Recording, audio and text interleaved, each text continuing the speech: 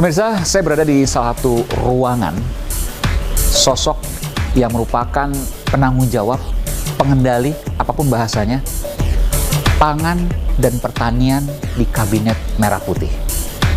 Siapa beliau? Saya akan segera menemuinya. Berikut ini.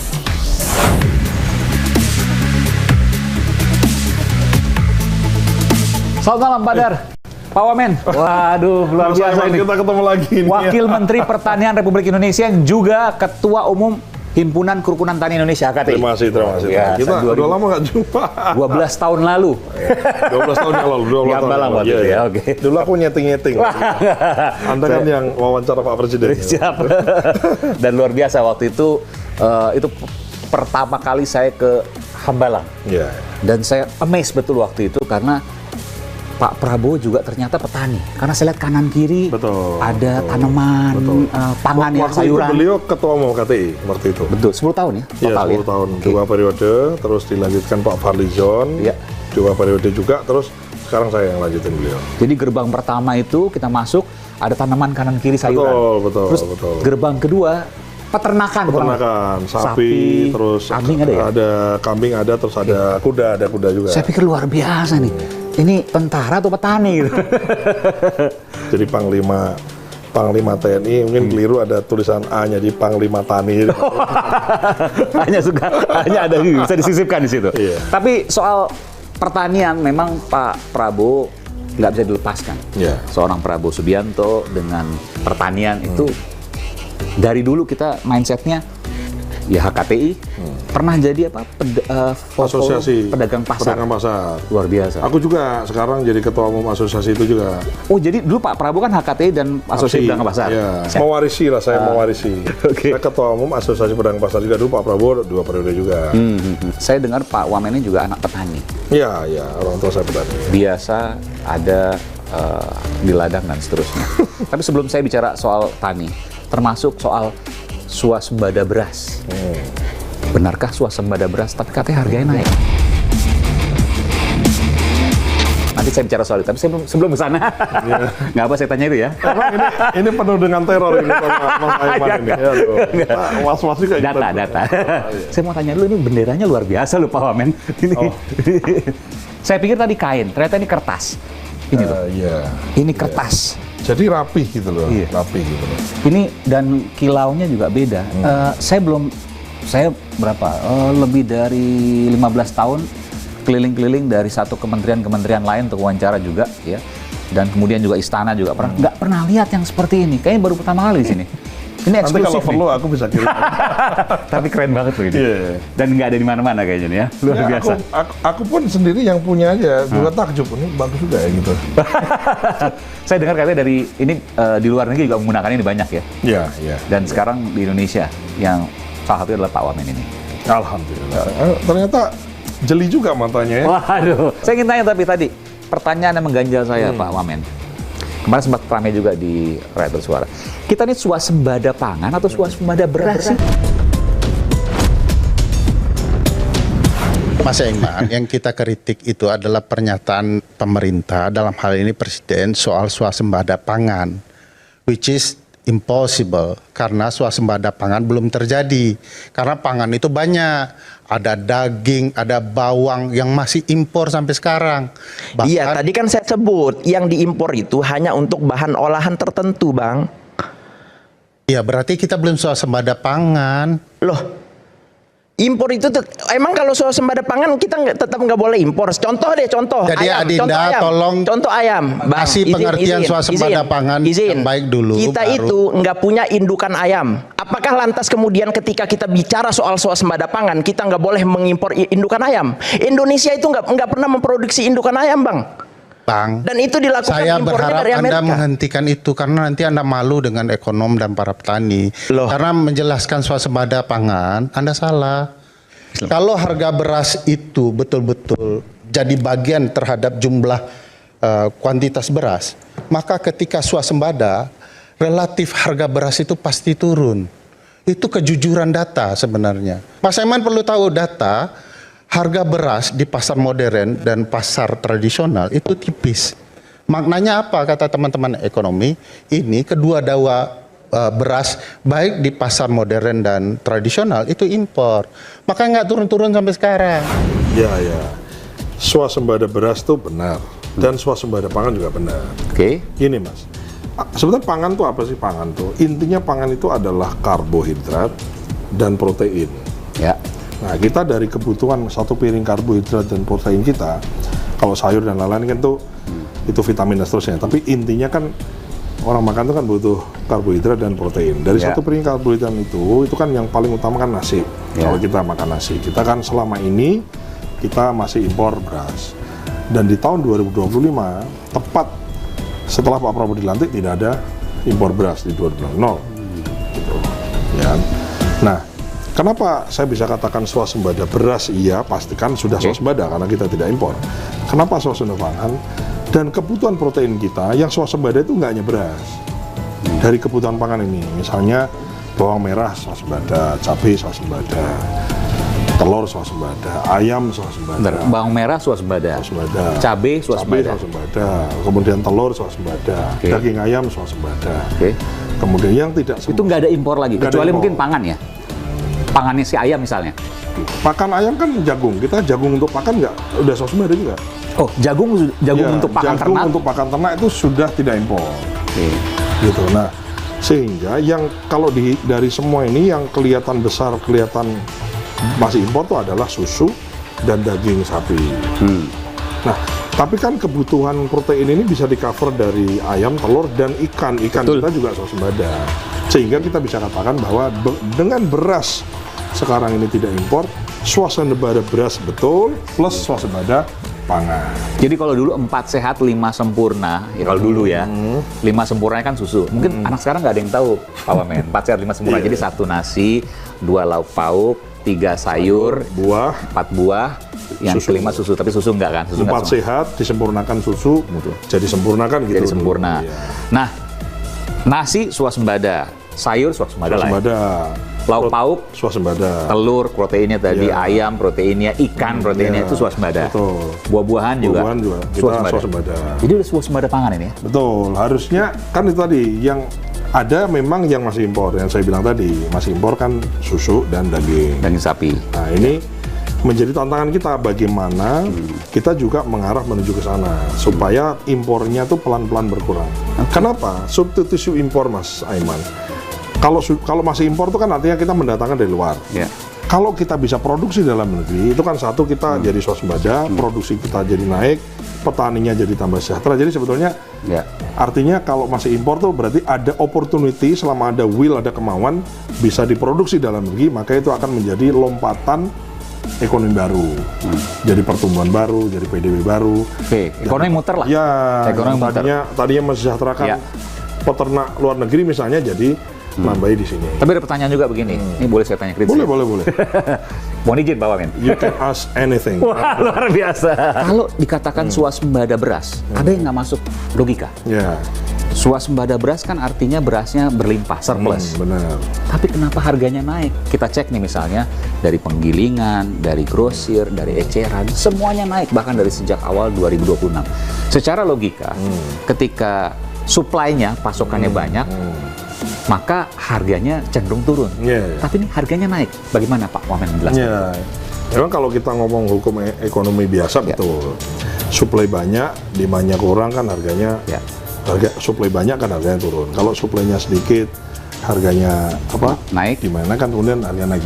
Itu hukum demand relatif sama lah kita. Demand relatif sama. Tapi kalau kita bicara beras itu kan namanya barang bapoting, barang pokok penting atau komoditas penting. Kalau dulu kita selalu mengatakan sembako. Sembako itu diatur, Mas Aiman. Jadi diatur ada flooring price yang namanya HPP gabah 6.500 di tingkat petani, yang tujuannya untuk menjamin bahwa petani itu sudah hari-hari berangkat ke sawah, panas, mupuk, nanam dan lain-lain, itu kemudian panenannya cukup untuk menghidupi keluarganya. Jadi HPP gabah kita panen di sawah kan 6.500 dan secara konsekuen sudah diputuskan Presiden dinaikkan jadi 6.500 dan secara konsekuen kemudian law enforcement-nya kemudian diterapkan untuk selain Bulog semua pedagang harus beli gabah panen di sawah 6.500 minimal. Oke. Nah, Sementara di tingkat konsumen, untuk melindungi konsumen, maka ada namanya HET, harga eceran tertinggi. Gitu.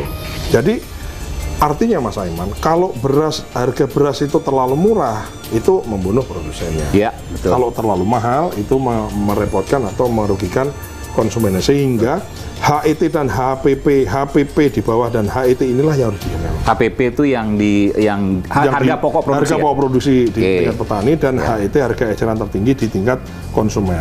Sehingga yang dimaksud mahal itu harus dilihat dari HET-nya. Misalnya HET-nya beras medium, HET-nya 13.500. Nah, selama tidak lebih dari 13.500 itu boleh. Jadi ini kan ada jenis-jenisnya. Betul, ada yang di bawah, ada premium dan seterusnya. Ya. Tapi begini, artinya harga ini untuk menjaga kesejahteraan. Betul. Baik petani maupun konsumen. Daya beli masyarakatnya. Bukan sekedar bahwa ini hukum ekonomi, dilepas pasar bebas, bahwa ketika barangnya banyak, supply-nya banyak, maka kan logikanya harganya turun. Betul. Tapi dan biasanya memang kalau lagi panen raya harga turun. Nah, cuman Pak Prabowo kan nggak mau. Rugi petani. Rugi petani. Maka kemudian ditetapkanlah HPP 6.500. Tapi kalau nggak ada instrumennya, Mas, tidak ada instrumen, tidak ada intervensi pemerintah, cuman ditetapkan peraturan aja, kan hukum ekonomi akan terus berjalan. Akhirnya harga gabahnya pasti akan lebih murah dari 6.500 kan. Maka Bulog hadir, Mas. Bulog itu adalah instrumen negara di mana gabah yang tidak diserap oleh pasar, Bulog beli. Disimpan di gudang Bulog jadi cadangan beras pemerintah. Gitu. Jadi kalau misalnya ada orang nih panen, harganya ditawar sama pedagang di bawah 6.500, yang dijual. Lapor sama babinsanya, lapor sama kepala desanya, nanti Bulog datang beli 6.500. Tapi kalau dia panen terus ada pedagang beli lebih mahal dari 6.500, jual aja. Nggak ada kewajiban juga beli jual di Bulog. Jadi Bulog itu membeli gabah di tingkat petani minimal 6.500. Kalau pedagang membeli lebih mahal dari 6.500 boleh. Kan dari pertanian lebih sejahtera kan. Tapi minimal negara. Tapi kasihan konsumennya dong, nantinya kan naikin. Nah, tapi kan ini kadang-kadang kan dia jualannya jual beras premium gitu, Mas. Terus kadang dikasih dikasih ada ruang untuk naikin harga dikit lah, karena memang beras premium. Sehingga yang dimaksud rata-rata masyarakat Indonesia, jutaan masyarakat Indonesia ini, Mas, itu sebagian besar atau hampir semua, mungkin sedikit yang makanya beras premium itu sedikit. Jadi yang dimaksud harga stabil itu adalah harga beras medium yang menjadi acuan. Kita periksa. Bahkan kalau ada yang menjual di atas HET, kita periksa, Mas.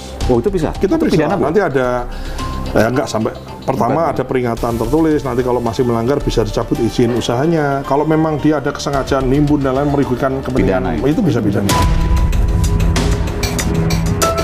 Karena ada Satgas Pangan juga. Ya, ada Satgas Pangan. Sehingga kita, Kementerian Pertanian, Perdagangan, Badan Pangan Nasional, dan Satgas Pangan Polri, itu kita pastikan di tingkat petani dibeli dengan harga yang baik, dan pastikan di pasar-pasar, di toko-toko menjual beras dengan harga yang baik. Oke, ini bukan hanya sekedar menjaga stabilitas keberadaan barangnya. Itu terjadi di beras. Tapi everybody happy. Betul, itu terjadi di beras, Mas. Terus jagung, bawang merah, bawang putih, cabai, kemudian gula pasir.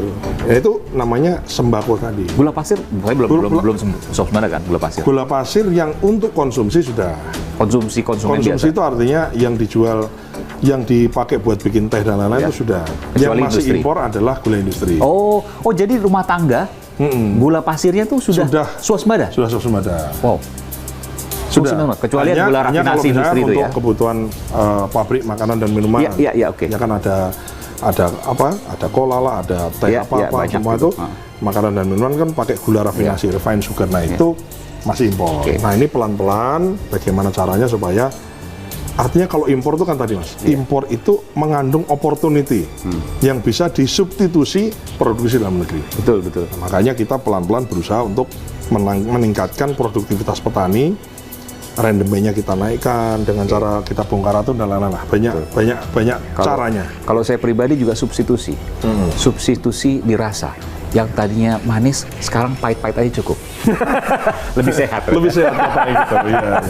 Cuma kan gula ini kan ya kita kan nggak bisa juga bilang kurangi ya. Teh tadi pakai gula, sekarang nggak pakai gula. Iya, Kopi tadinya misalnya gulanya 3 sendok misalnya, sekarang cukup setengah atau 1 sendok paling banyak kan gitu ya. Gitu. Itu butuh juga untuk kampanye supaya jangan-jangan konsumsinya turun juga semakin bisa ekspor kita, hanya swasembada. Betul. Makanya diwawancari sama Mas Aiman itu penting bagi saya untuk memberitahu yang belum tahu. Oke. Karena kan pemirsanya banyak nih Mas Aiman ini. Tapi saya sebelum sana saya mau tanya dulu. Ternyata Pak Wamen yang juga Ketua Umum HKTI senang anggrek loh, ini luar biasa. Ini di bawah Mas, di bawah Dirjen Hortikultura. Jadi kita di pertanian kita itu pangan ya kan, beras, jagung, singkong. Bagus banget. Terus hortikultura tuh sayuran, buah-buahan dan tanaman hias. Itu termasuk ini. Kita bina, kita ada. Jadi termasuk termasuk domainnya Kementerian Pertanian lah. Saya pikir tadi Pak Wamen, ini karena mau diwawancara, jadi disiapkan bunga kertas. Ternyata asli loh ini. Ini bagus, seger banget bunga kertas. Masa ke kantor pejabat Kementerian Pertanian bunga kertas nggak mungkin. Tapi ini bagus banget loh. Ini bagus banget. Aku suka lah, aku suka. Oke Pak Dar, Pak Wamen, yang juga Pak Ketum HKTI dan juga Pak Ketua Asosiasi Pedagang Pasar Seluruh Indonesia, APPSI. Jabatannya banyak nih ya, jabatan banyak, tapi semuanya untuk ke bawah. Alhamdulillah. Petani, pedagang pasar dan seterusnya. Saya ingin tanya, jujur Pak Wamen, boleh. Apa kata mereka soal negara kita, pedagang pasar, petani dan seterusnya? Ada kekhawatiran, ada optimisme, atau seperti apa? Pasti kan setiap hari, setiap waktu ya, setiap minggu, Pak Dar sebagai ketua umumnya, sebagai Wamentan, komunikasi dengan mereka. Iya, kalau ngelihat di bawah ya Mas ya, ini sekali lagi kita kesampingkan dulu kondisi di sosmed dan lain-lain ya. Kita betul-betul kita datang ke desa, itu Mas, steady lah, stabil, baik gitu. Karena apa? Karena kalau khususnya di daerah pedesaan, itu memang ngefek Mas. Swasembada, produksi beras mereka kerasa, langsung terdampak gitu ya? Terdampak. Misalnya kan, Pak Wamen? Contoh misalnya dulu pupuknya susah, sekarang pupuknya gampang. Dulu pupuknya berapa, sekarang di diskon ya, dapat diskon kan potongan dari Pak Presiden 20%. Jadi pupuk subsidi di diskon jadi 20% lebih murah. Terus dulu pas saat panen raya harga jatuh, nggak ada yang nolongin. Nah sekarang ini pas panen raya harganya tuh 6.500 minimal Mas per kilo panen padi di sawah gitu. Nah itu jadi jaminan sehingga orang tua saya sendiri kan orang tua saya kan masih bertani Mbak sekarang. Sampai sekarang bertani? Masih bertani. Apa? Oh ini menarik. Saya mau tanya itu ya? Iya boleh. Bertani apa dan dari dulu apa? Dari dulu bertani padi palawija. Oke. Jadi aku tanya ke orang tua saya, aku kan survei paling gampang tanya. Jadi pendapatannya tuh naik. Jadi memang yang biasanya panen dapat sekian gitu ya. Itu kemudian panen yang sekarang wah intonya banyak gitu. Di Sragen? Di Grobogan. Oke. Nah aku cek ke mertua saya, ke saudara saya di kabupaten lain, termasuk saya pergi kunjungan, saya cek ke jaringan Greener dan lain-lain tuh di pedesaan yang agraris ini relatif Mas, kondisinya baik. Jadi nggak semengerikan kalau orang komentar di sosial media. Terus kalau kemarin di pedagang pasar itu ya, kalau pedagang pasar aku cek, satu yang dirasakan mereka adalah selama dua kali Ramadan dan 2 kali Lebarannya Pak Prabowo jadi presiden kan udah 2 kali Ramadan dan 2 kali Lebaran. Itu relatif harga-harga tuh stabil. Stabil tuh artinya kalau naik segera turun, kalau turun segera naik itu. Tadi itu kan harga itu kan ditentukan HET dan lain-lain tadi kan. Cuman memang kalau pedagang pasar memang kita masih berusaha untuk bagaimana memperbaiki kondisi pedagang pasar ini karena memang pasar di daerah ya banyak yang rusak, becek dan lain-lain, termasuk ada persaingan pasar online, ada minimarket dan supermarket. Nah itu yang masih menjadi PR untuk kita perbaiki. Nah, saya udah dengan privilege yang saya punya, walaupun saya mengurus pertanian mainly, tapi karena saya juga bisa komunikasi dengan kementerian dan lembaga terkait urusan pedagang pasar, ya tentu saja kita berusaha untuk aspirasi itu kita. Artinya dulu Mas, kan kita baru menjadi bagian dari pemerintah kan sekarang. Dulu kan kita jadi ketua HKTI, ketua APSI kan di luar pemerintah. Jadi sekarang ini kan kita ada di dalam pemerintah, sehingga insya Allah Mas, sejauh ini tuh memang memperjuangkan aspirasi yang paling efektif itu adalah kita berjuang di jalur politik, kita rebut kekuasaan secara konstitusional yang benar, kemudian kita berbuat kebaikan, Mas. Ini saya rasakan betul bahwa ternyata sangat efektif, Mas. Jadi ya perjuangan itu macam-macam ya, advokasi, ada yang turun ke jalan, kadang ada kalau perlu, kadang perlu demonstrasi. Itu kan di dalam demokrasi kita diperbolehkan gitu. Bahkan nulis di surat kabar, bikin konten sosialnya boleh. Tapi sejauh ini memang mengaplikasikan aspirasi rakyat, masyarakat, baik petani, pedagang pasar atau siapapun itu, ternyata lebih efektif dan efisien dan efektif. Bisa kita ini begitu kita berada di dalam pemerintahan, kita punya kewenangan, punya anggaran dan lain-lain gitu. Jadi di bawah memang dilihat betul bahwa so far ya saya tidak ada peningkatan yang memang mereka rasakan. Meskipun tadi disebutkan ya, kalau di media sosial kan macam-macam, warna-warni dari A sampai Z ada. Tapi memang saya salah seorang argumentasi yang tadi ya, wah katanya swasembada, kenapa beras mahal itu memang argumentasi mengemuka. Kalau Mas Aiman ke desa, itu ya orang di desa ya kalau mau murah ya gimana dong, kan nggak mungkin. Jadi ada dua keseimbangan yang harus kita jaga. Jadi ibaratnya kalau kata Pak Menteri saya, Pak Amran, pertanian itu spektrumnya luas. Nah, kalau mau kaya gitu ya, kalau mau kaya itu jangan bermain atau jangan berkegiatan. Kalau mau kaya ya, itu jangan berkegiatan di daerah yang ada HPP dan HIT-nya. Karena kan di situ diatur semua. Diatur pemerintah. Kok nggak bisa ambil untung terlalu banyak gitu loh. Oke. Jadi nggak bisa orang tuh jualan beras terus kemudian ngambil untung ugal-ugalan, nggak boleh. Itu melanggar aturan.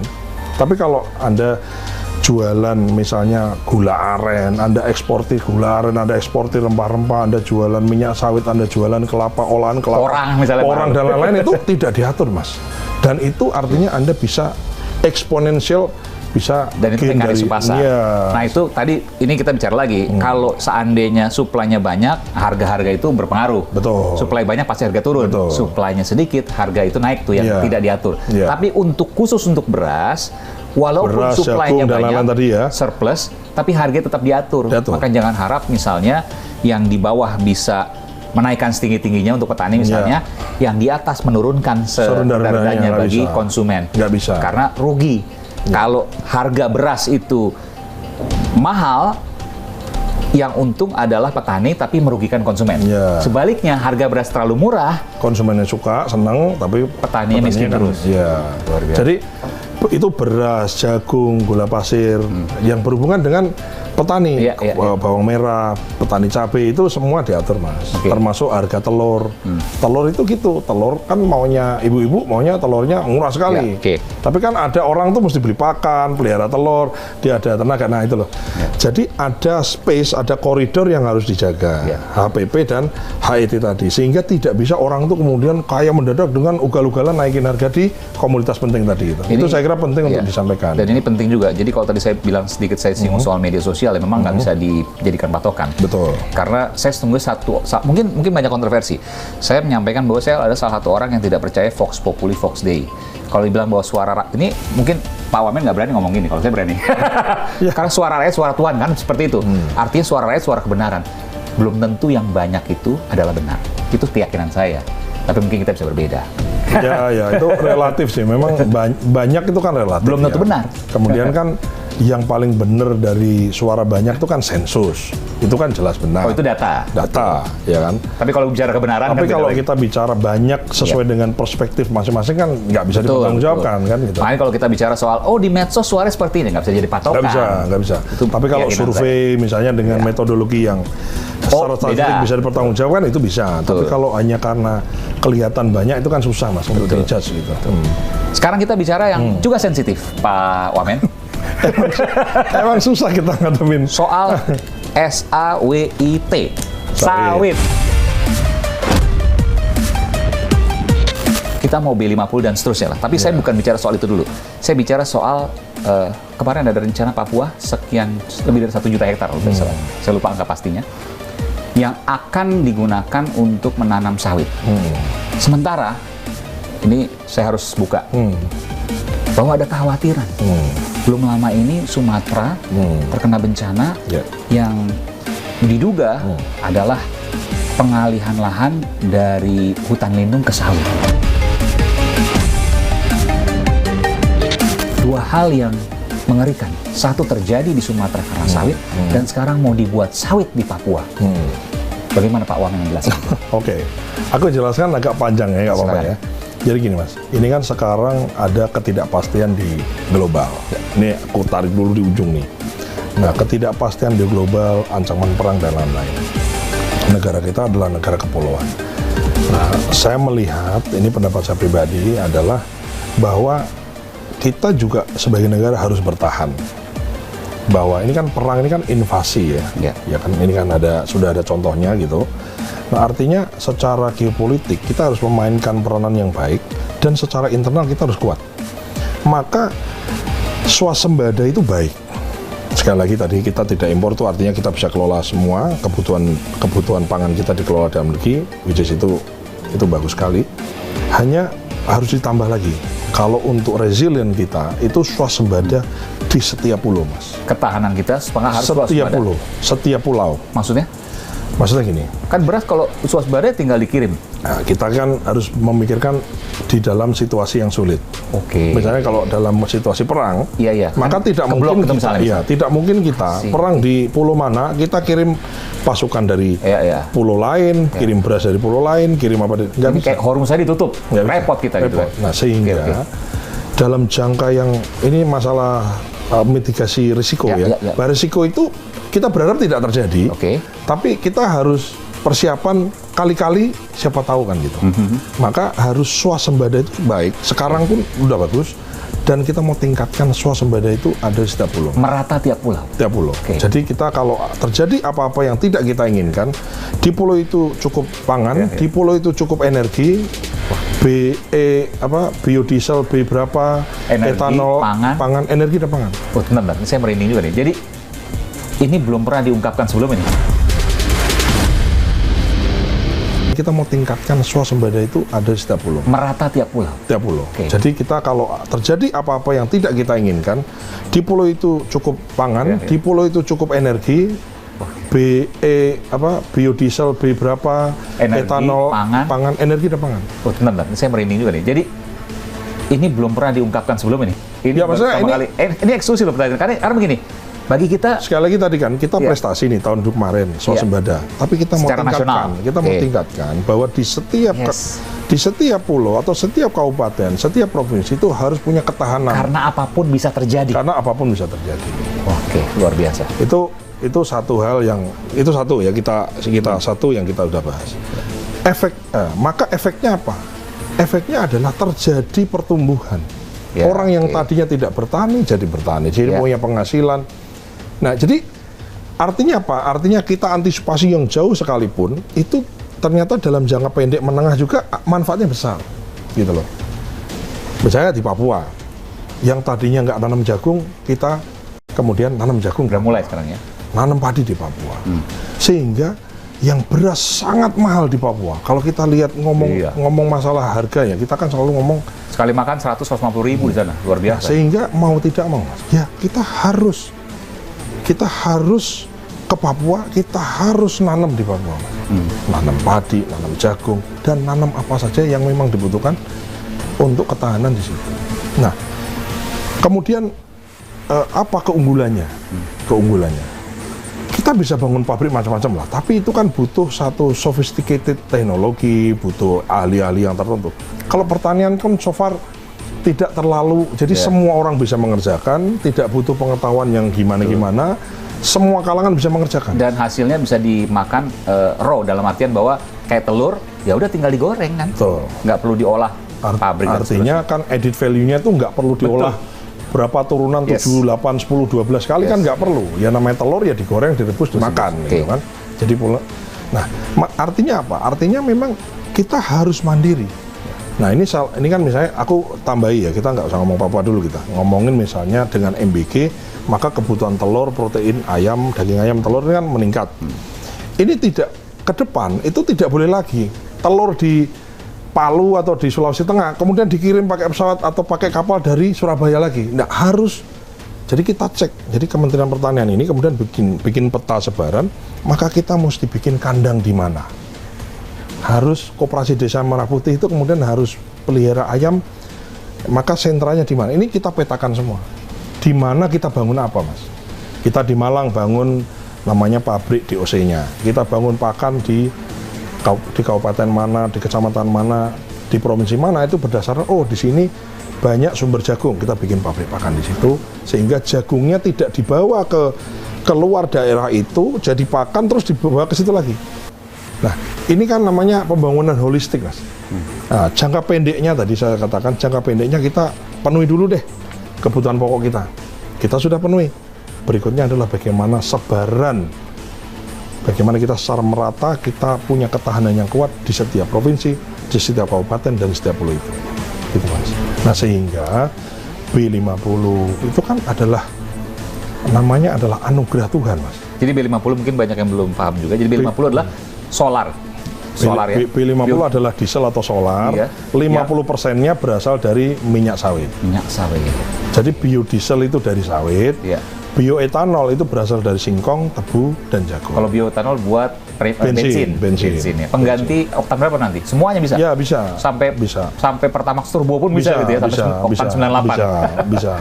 Kita target di E20 di tahun 2028. Artinya 20% bensin kita itu kemudian kita substitusi dengan bahan nabati. Dan kalau sudah E20 etanol 20% tadi dan B50 biodiesel 50%, swasembada. Kita nggak impor lagi. Gini, Mas, kan ini kan ada ngomong tadi pertanyaan sawit kan ya? Iya. Sawit ini kan bisa jadi pangan, bisa jadi energi. Betul. Nah, sawit kita, Mas, 60% sawit dunia itu berasal dari Indonesia. Seluruh dunia nih, Iya, 60% dari Indonesia? 60. Oke. Ada 18% dari Malaysia, disinyalir yang dari Malaysia itu juga ada bagian dari Perkebunannya di kita. Nah, jadi artinya apa? Kita ini sawit penguasa dunia. Nah, begini, ini ada sawit, kebutuhan pangan dan kebutuhan energi. Nah, kita ngomong sawit nih. Nah, artinya, Mas, karena kita adalah produsen utama, kalau sawit kita ini bisa kita convert jadi energi dan jadi pangan, kita ini bisa atur, Mas, harga biodiesel lagi mahal, jadiin biodiesel. Harga energi lagi di luar negeri, misalnya harga sawitnya lagi, harga sebaiknya lagi tinggi, kita ekspor. Jadi kita bisa minyak goreng mahal, jadi minyak goreng. Iya, jadi minyak goreng. Kalau harga minyak goreng mahal, dikonvert jadi minyak goreng. Kemarin untuk COVID kan. Jadi kita punya apa ya istilahnya, bandulan gitu ya. Iya. Kenapa? Karena kita kuasai barangnya. Gitu, Mas. Jadi sawit ini di situ. Nah, kita tadi udah bahas masalah ketahanan, tadi udah bahas di satu sisi, dan satu sisi lagi adalah kita bahas mengenai bahwa sawit itu mengandung dua makna, bisa jadi energi dan bisa jadi pangan. Dan nah, yang ketiga, pangan yang namanya minyak sawit ini, minyak nabati sawit ini adalah minyak nabati yang paling efisien dibanding dengan minyak nabati sumber lain. Untuk apa misalnya? Misalnya canola sama bunga matahari kita bandingkan. Untuk digunakan sebagai? Untuk gunakan untuk vegetable oil kan. Oh, untuk minyak sawit goreng. ini kan disipul di ekspor kan nanti jadi minyak goreng, jadi minyak goreng. Vegetable oil. Dan dia paling efisien. Efisien dari mana? 1 hektar sawit ditanam, minyak goreng yang dihasilkan itu sama dengan 15 hektar kebun bunga matahari. 1 berbanding 15. Luar biasa. 1 hektar sawit berbanding 15 hektar kebun bunga matahari.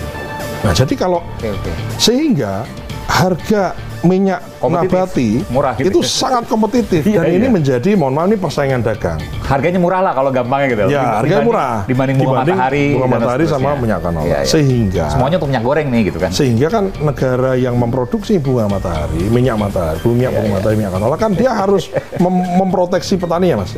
Maka dia ada isu, ada narasi-narasi yang babat hutan, ini terakhir ada isu matiin orangutan lah, matiin monyet dan lain-lain gitu. Faktanya tidak. Faktanya kan begini, faktanya. Termasuk soal tadi pergeseran hutan lindung menjadi kebun sawit. Itu step berikutnya begini. Kalau Anda perhatikan sekarang, itu kan ada Satgas PKH, Satgas Penertiban Kawasan Hutan. Ada kan? Sudah disita, Mas. Kebun sawit yang melanggar aturan sudah disita totalnya 4,8 juta hektar.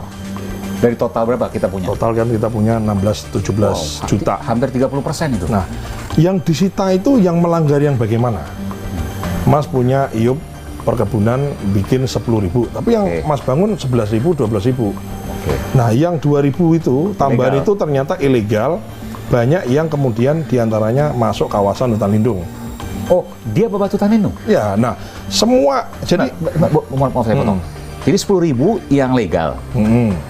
Dia buatnya 12.000. 12.000 misalnya. 12.000 dia ambil hutan lindung. Nanti yang babat. 2.000 itu artinya tidak di area yang diizinkan sama dia. Iya, artinya dibabat hutan lindung. Kurang lebih gitu lah. Karena kan harus digantikan dengan Ya, maksudnya gini. Kalau yang 10.000 tadi Pasti di hutan lindung sih tidak, tapi ada di antara juta-juta tadi. mengganggu ekosistem hutan Oh, lindung. jelas. Tapi yang 10.000 tadi dipastikan tidak mengganggu ekosistem hutan lindung. Ya, enggak boleh dong kan. Aturan itu kan ada, Mas. Bangun kebun itu kan enggak asal dipangkasin gitu kan enggak. Jadi mohon maaf, boleh saya katakan ini, yang terjadi di Sumatera adalah banyaknya pelanggaran karena mereka merusak ekosistem hutan lindung dan itu ilegal. Yes. Kalau legal, katakanlah kalau kita bicara idealnya, kalau mereka legal, maka kalaupun terjadi bencana, karena banjir bandang nggak bisa kita hindari secara 100% gitu ya. Itu tidak akan separah yang terjadi di Sumatera kemarin. Kalau Mas perhatikan itu ya, ini sekali lagi ini pendapat ya, ini nanti bisa jadi debatable, tapi Anda bisa lihat faktanya. Dari yang hanyut-hanyut itu, kan kayu gelondongan, Mas. Yes. Tidak ada satu biji pun pohon sawit yang hanyut itu. Jadi yang menjadi persoalan adalah kegiatan ilegal penebangan hutan di kawasan yang tidak diperbolehkan. Apapun tujuannya.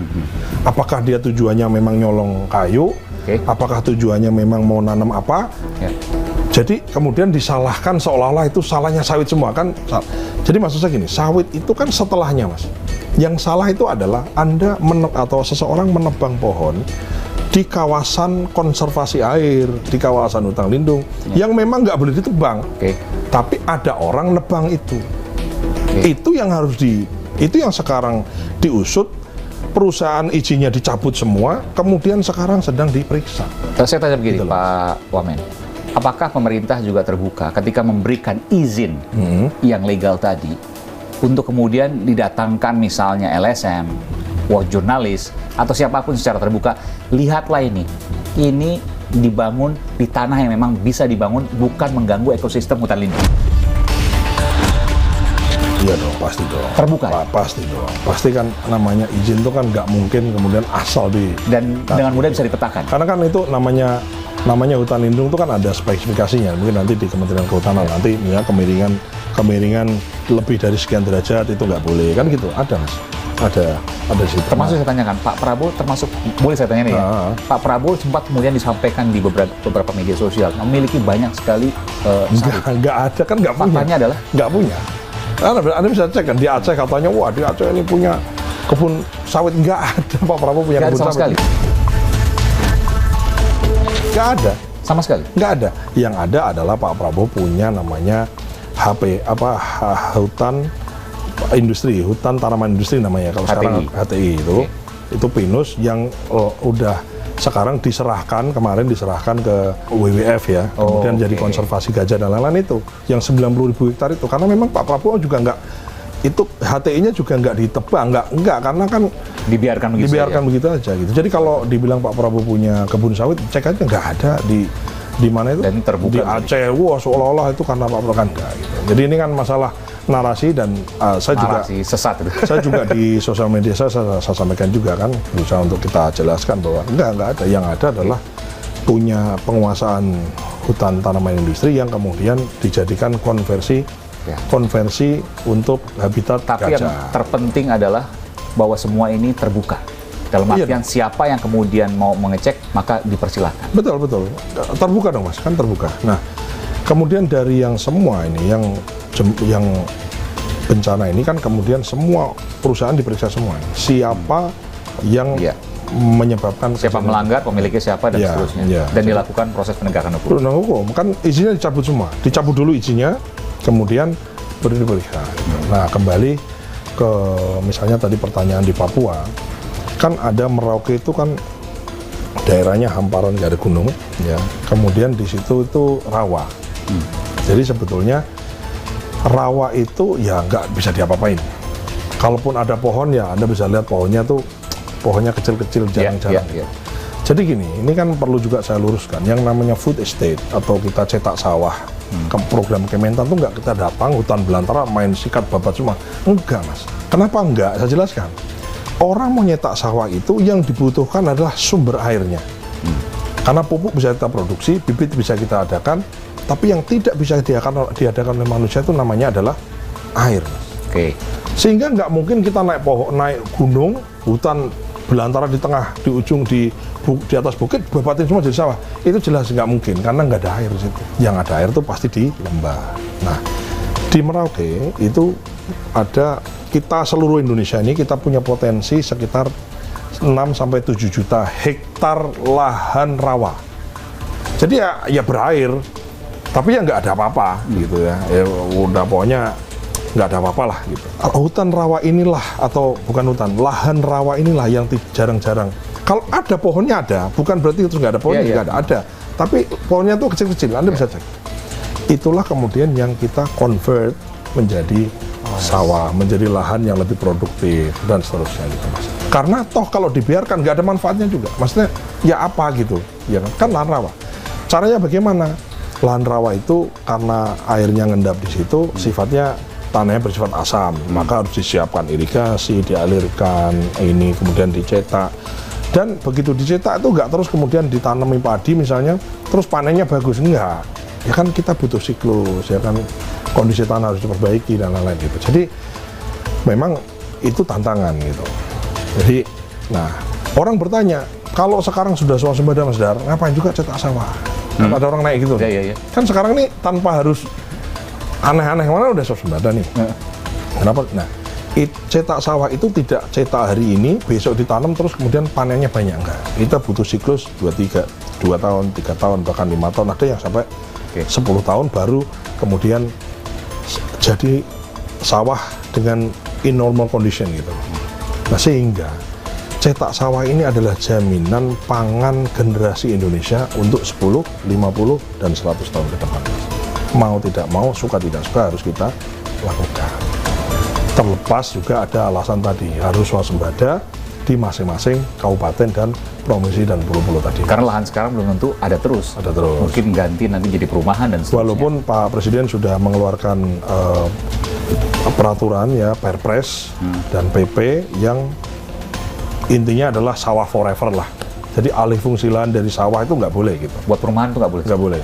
Oh, itu udah ada? Harus ada, nanti diganti. Itu baru nih? Baru nanti dicek dah nomor berapa apa yang ada. Nah, jadi ya kalau ada orang, sebelumnya kalau kita jalan ke Jawa Tengah, Jawa Timur, Jawa Barat, yang tadinya sawah sekarang jadi perumahan. betul, gitu kan. ini sekarang dikurangi mas. Jadi udah namanya sawah forever lah. Jadi sebisa mungkin, karena memang kebutuhan itu menjadi penting gitu. Nanti kalau ada kebutuhan mendesak, misalnya dia proyek strategis nasional, harus ada industri, harus butuh lahan dan lain-lain, ada syaratnya, harus diganti di mana, berapa kali, dan jadi ada syaratnya mas. Jadi pangan swasembada, energi swasembada. Saya mau tanyakan, kan Pak Dar ini sosok yang lama bersama Pak Prabowo, belasan tahun, hampir 20 tahun lah. Saya ingin tanyakan, kenapa Pak Prabowo selalu menitik beratkan pada dua itu, pangan dan energi? Kan Pak Dar ini sosok yang lama bersama Pak Prabowo, belasan tahun, hampir 20 tahun lah. Saya ingin tanyakan, kenapa Pak Prabowo selalu menitik beratkan pada dua itu, pangan dan energi? Sama satu lagi sebenarnya, sama air. Air. Ya, jadi swasembada pangan, swasembada energi, dan swasembada. Kalau air ya kita alhamdulillah udah berlimpah lah. Ya. Meskipun juga bisa berubah satu waktu, harus kita jaga. Ya karena kan pada dasarnya mas, manusia itu bisa hidup tanpa apapun kecuali makan gitu. Ya kan? Sekarang kan gitu. Jadi dari semua peperangan dan penjajahan, betul. Dan termasuk peperangan di dalam era modern sekarang kan ujungnya kan adalah rebutan resources. Resources itu apa? Energi kah? Pangan kah? Sekarang Iran susah, mayoritas negara kita alhamdulillah berkah.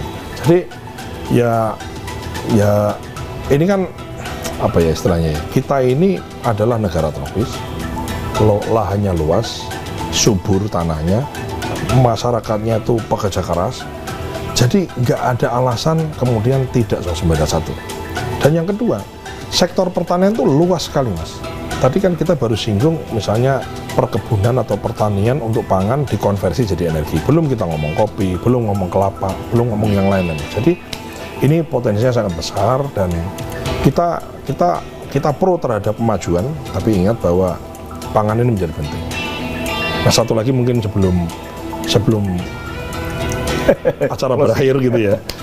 Ini kan ada orang mengatakan begini, mana mungkin Indonesia swasembada. Ini orang bilang katanya, ada pengamat bilang mengatakan itu Karena bertahun-tahun susah tuh. karena bertahun-tahun susah. Kemudian nih seolah-olah ada seorang pengamat mengatakan itu nggak mungkin dong. Kan ada alih fungsi lahan kita itu berkurang. Ya. Makin berkurang kok malah makin tambah swasembada. Gimana logikanya kan? Iya Dia betul bilang. betul. Nah, jadi orang tuh nggak paham gitu Mas. Kita punya 7,4 juta hektar lahan produktif kita. Tapi yang punya irigasi itu nggak semua. Jadi tidak semuanya kemudian ada irigasinya. Ada yang tada hujan. Ada hujan. Nah, kalau kalau- hujannya numbuh, kalau nggak hujan ya mati. Ada dua, ada tada hujan sama lahan rawa tadi. Oke. Kalau tada hujan, itu kalau musim kemarau dia nggak nanam, Jadi dibiarin. dibiarin. Oke, Jadi rusak setahun cuma nanam 1 kali pada saat musim Oke, hujan. kurang lebih 6 Kalau bulan. lahan rawa, itu pada saat kemarau dia nanam. Karena airnya surut. Ya. Nah, lahan tada hujan dan lahan rawa inilah kemudian kita engineering Sehingga sepanjang bagaimana tahun. caranya Oke. ada air sehingga bisa ditanam lahan yang sama yang tadinya panen sekali jadi panen 2 kali, Oke. yang 2 kali jadi 3 kali, atau yang sekali jadi 3 kali. Demikian juga dengan rawa. Betul. Sehingga Oke. yang dihitung itu bukan luas lahannya, Ya, tapi ya. luas panennya, Mas. Ternyata jadi soal yang kita hadapi saat ini bukan soal lahan ansih, bukan lahan saja, Iya. tapi soal produktivitas lahan. Betul, betul. Karena kan kalau di daerah rawa, Mas, di Sumatera Selatan, di Kalimantan Tengah, termasuk di Merauke, itu orang itu nunggu kemarau air surut, Ya, baru dia nanam padi. Nanti begitu musim hujan banjir kan dia nggak nanam. Nah, begitu kita bikin engineering, dibikin sodetan, dibuatkan parit, dibuatkan irigasinya, sehingga di bulan atau musim penghujan tuh airnya juga tidak menggenang seperti biasanya, sehingga dia tetap bisa nanam. Jadi ini sebetulnya Bagi rawa disedot. kalau Pas bagi waktu rawa musim itu hujan. bagaimana caranya airnya nggak menggenang. Oke, Kalau lahan dialirkan. tada hujan itu dipompa airnya supaya air tanah yang tadinya kering itu kemudian basah dan bisa ditanam. Soal pupuk, apakah ada permasalahan yang kemudian harganya juga kompetitif, apalagi di tengah perangiran, betul ya?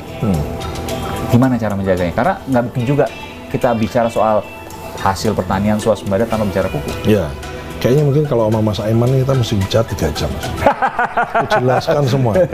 Nanti mungkin kalau ada sesi lain boleh aku diundang lagi. Tapi intinya gini, pupuk itu kan orang tuh butuh benih, pupuk, air, terus pas panen mesti harga bagus lah. Kira-kira kan itu aja, Mas. Ingredientnya kan benih, pupuk, air. Nah, kalau kita bicara pupuk, nanti akan saya jelaskan terkait jelas. Saya mau bicara tentang bedanya pengelolaan pupuk sekarang sama yang lalu. Dulu itu, Mas, itu nggak simpel. Jadi semua orang mesti tanda tangan lah, 11 kementerian mesti tanda tangan, mesti teken, bupati mesti teken, gubernur mesti teken, sehingga birokrasi lah yang kemudian menghambat diri kita sendiri. Ini pengadaan pupuk untuk Iya, bawah ya? untuk petani. Jadi Sehingga semua mesti- petaninya itu Kelamaan. udah panen, pupuknya baru datang. Iya, oke. Nah, ini semua diregulasi oleh Pak Presiden. Oke. Nggak perlu melibatkan banyak orang, cukup Menteri Pertanian, Pupuk Yes. Indonesia Holding Company, dan petani, itu kemudian sekarang beres. Jadi bukan ketersediaan sebenarnya, tapi soal bagaimana administrasinya. Oke. Jadi Ya, kadang-kadang jelas. kita bikin aturan yang Oke. nyusahin diri kita sendiri gitu. Terakhir Pak Wamen, Ya. saya ingin tanya, apa sih yang ada di mimpi Pak Prabowo atas negara ini? Ya gini Mas Aiman, kan semua orang tuh maju ke kontestasi politik, itu kan punya tujuan yang Ya, kurang lebih sama ya. Kalau kita ultimate goals lah kita. Ultimate goals-nya kan sama. Kita punya 3 calon presiden, Pak Anies, Pak Prabowo, dan Pak Ganjar. Itu kan sebetulnya punya ultimate goals-nya kan sama. Sama-sama ingin membawa Indonesia lebih maju, lebih sejahtera, dan lain-lain.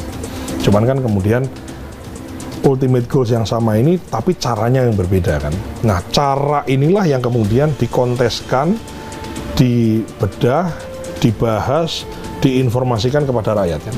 Kemudian rakyat akhirnya memilih apa? Memilih cara mengelola negara menuju Indonesia yang sama-sama diinginkan tadi, dengan cara mengelola negara ala siapa? Ternyata kan rakyat memutuskan ala Pak Prabowo. Yang ala yang bagaimana gitu ya. Ya, ala yang bagaimana? Ala yang menempatkan sektor pangan, pertanian, itu menjadi salah satu program prioritasnya.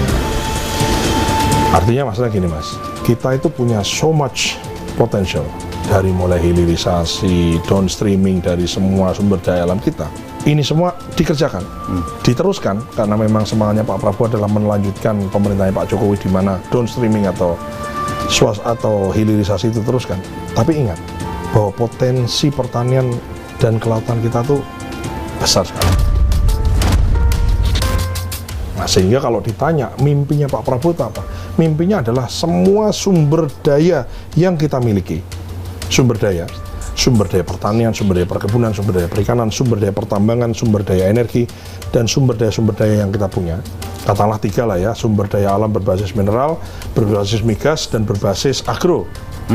Itu bagaimana caranya sumber daya ini diberdayakan sebesar-besarnya, di downstreaming seluas-luasnya, dan memberikan manfaat bagi sebanyak mungkin rakyat Indonesia. Itulah kenapa kebun sawit yang melanggar disita negara. Itulah kenapa tambang ilegal disita negara. Itulah kenapa semua yang melanggar disita negara, asetnya disita, dan kemudian orang yang bersangkutan itu diperiksa, dan sebagian jadi tersangka, dan sebagian sudah masuk penjara. Dan Pak Prabowo tidak melihat siapapun yang berada di balik itu. Ya. Kalau bersalah harus siap dengan konsekuensinya. Ya, sikat. Harus siap dengan konsekuensinya. Siapapun itu. Siapapun itu. Apakah itu teman dekat, sahabat dekat, kerabat, ataupun kolega bisnis, tidak melihat. Dan itu karakter Pak Prabowo. Ya, Anda bisa lihat. Jadi ya ini ikhtiar besar gitu ya. Ikhtiar besar. Artinya apa gini? Bagi kita, bagi kami atau bagi Pak Prabowo juga itu, bahwa kita ini adalah negara yang kaya. Dan kekayaan ini harus bisa mensejahterakan rakyatnya. Caranya bagaimana? Ya caranya tidak boleh kemudian barang ini, sumber daya ini dikelola oleh orang-orang yang kaya tambah kaya, kemudian yang miskin tambah miskin. Nah itu kan yang keliru. Dan itu yang terjadi selama ini. Dan itu terjadi selama ini, dan itu yang sekarang dirubah atau berusaha dirubah kebiasaan ini oleh Pak Prabowo. Karena yang biasa belum tentu benar, tapi marilah kita membiasakan yang benar, jangan membenarkan yang biasa. Baik, Pak Wakil Menteri Pertanian Republik Indonesia yang juga Ketua Umum Himpunan Kerukunan Tani Indonesia dan juga Ketua Umum Asosiasi Pedagang Pasar Indonesia, Bapak Sudaryono. Terima kasih Pak Dar, terima kasih telah waktunya memberikan di iNews di dialog spesial lain. Emang wawancara sama Mas Aiman itu challenging lah. Dan mohon maaf kalau ada kurang-kurang Pak ya. It's okay. Yang penting pertanyaan kritis yang ada selama ini di benak masyarakat bisa saya tanyakan secara langsung. Terima kasih. Terima kasih Pak. Thank you. Terima kasih. Kita ambil dulu.